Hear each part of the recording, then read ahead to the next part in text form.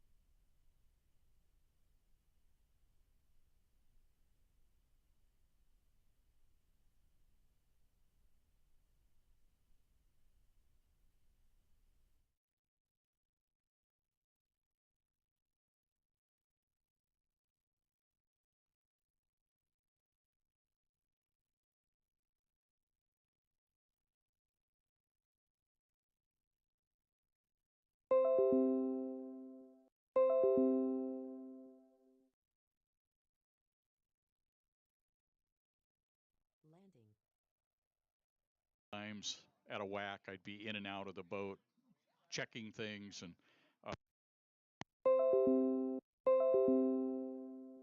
no question about it. Some people do well, some don't. Some are very claustrophobic, but definitely a different feel. And when you take somebody that's never, and a lot of our young drivers who start out in inboard have no idea what it's like to have the breeze around you when you're when you're in an open cockpit. It's always fun to get the response when they come back after a run in a vintage boat or something, or get into a flat bottom. Totally different concept again. So you don't have somebody in your ear telling you what's going on, or depends on whether that's what you want or not, because they don't always do that. Some drivers don't want to hear anything other than time, or they'll ask something. But and that's another thing. Every driver is different in how they handle those things. So, um, if a radio person has got to adapt to uh, the specific driver, because some want to know. 9, 8, 7, 6, 5, 4, 3, 2, 1. Mark. Green flag.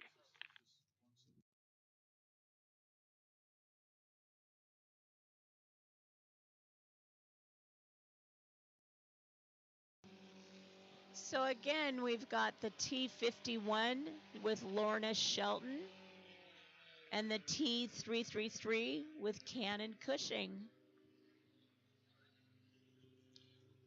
Cannon will be running on the inside in lane 1 with Lorna out in approximately lane 3.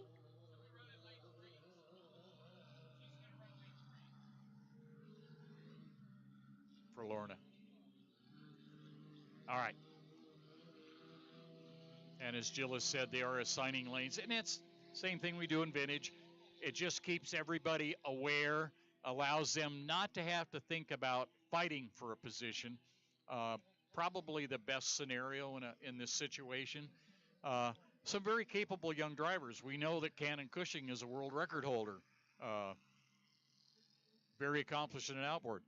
This is the first weekend. This is what, third time out, fourth time out in that boat. A lot to learn. Same with Lorna. Got a lot of things to learn, and frankly, the neat thing yesterday is when they were out, I didn't see them screwing up. And that's always rewarding to know that they're able to do the job and not make mistakes. This is our future of the sport. Oh yeah. As this younger generation, you need to be a minimum of 14 years old to drive a T-boat.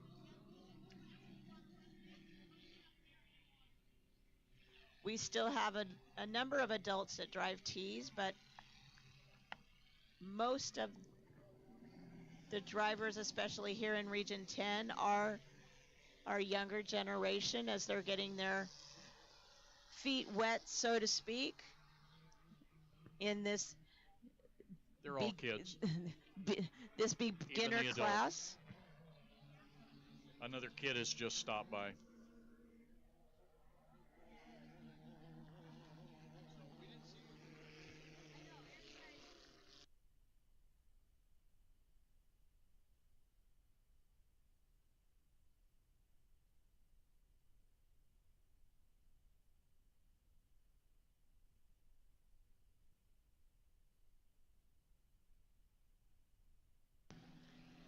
White flag on the course in 5, 7, 6, 3, 2, 1. White flag. This tells the drivers that they need to get into position for the start.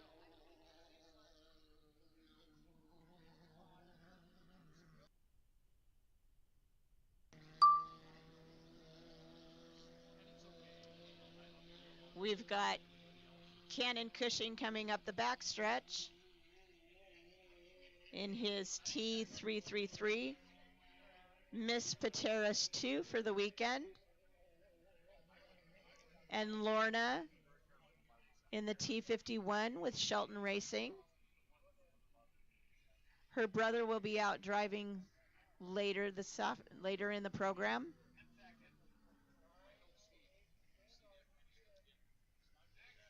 Five, four, three, two, one.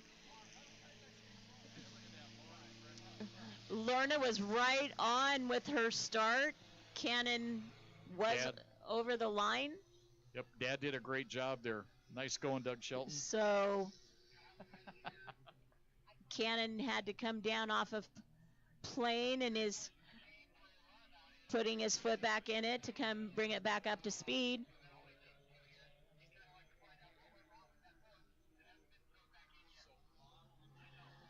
So you can see Lorna in first place coming up the backstretch.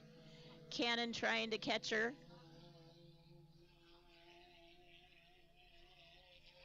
They're both doing an amazing job for them only being in their boats for just a few heats.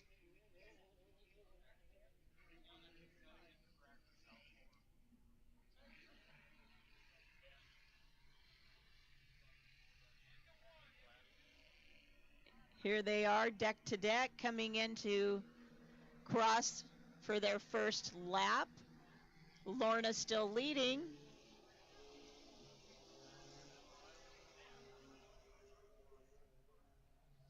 As they go into turn one.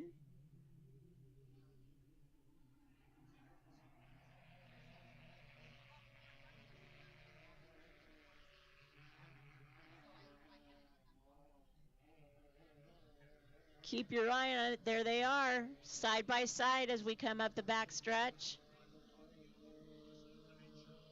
Looks like Lorna might have just a little bit more as she starts to pull away from Cannon.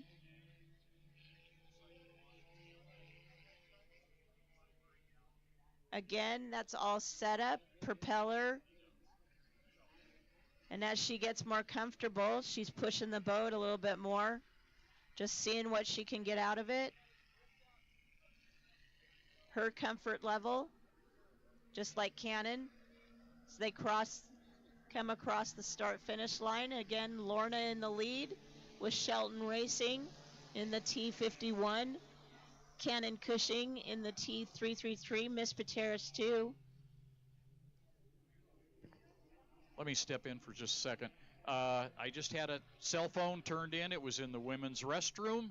Come up and tell me your name, and we'll try and hook you up with your phone if you lost it. We do have a cell phone that was found in the ladies' restroom, so let us know, and we'll reunite you, because I know what that's like when they're gone.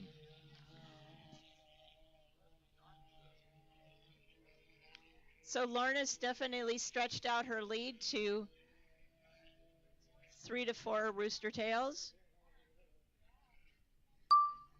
She's doing an amazing job, as is Cannon. They both look like they're getting a lot more comfortable in their boats as they get seat time. We're now under the white flag with 1 lap to go.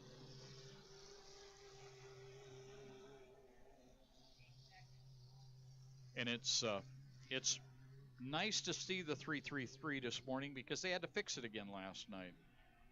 They're having trouble with one of the sponsons, and I know they were up fairly, I don't know how late, I shouldn't say that, but they were patching the boat last night. And it looks like he's going dead in the water, unfortunately. All right. So As you saw, and I don't mean to step on your. Is that? so this All Lorna right. Shelton coming around turn 2. And As- Cannon got hot. Coming down for checkered flag. She did a really good job. We've got Dad on the radio talking to her. And there's your winner of the T qualifier. Great job, Lorna. Hey, and people will say, well, you were the only boat running. Hey, it was running, folks. That's good. No, Cannon had an overheating issue, and as we've said time and time again, we ask the drivers not to go in there. You saw Cannon go in there. I don't know if they'll talk to him about it, but he's slowing down. He did it purposefully. It wasn't, just willy nilly. Uh, that is the realm of our rescue and safety folks. That's why it's called DMZ, demotorized, zone. Uh, yes, sir.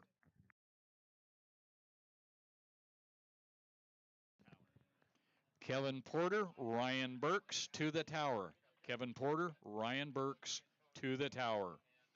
Now to see Jan Shaw. Thank you.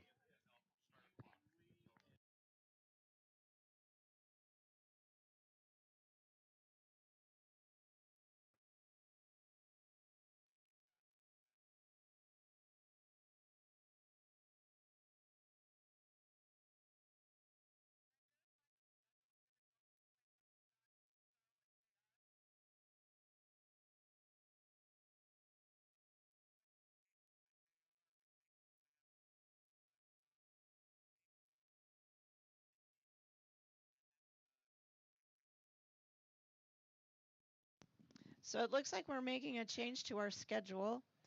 Sounds like the 2.5 stocks will be up next, followed by K-Pro, Vintage, and J Runabout. It's fluid. It's a water sport. It's fluid, right? It's fluid, definitely. It happens, and we have to do that. There's things that come up.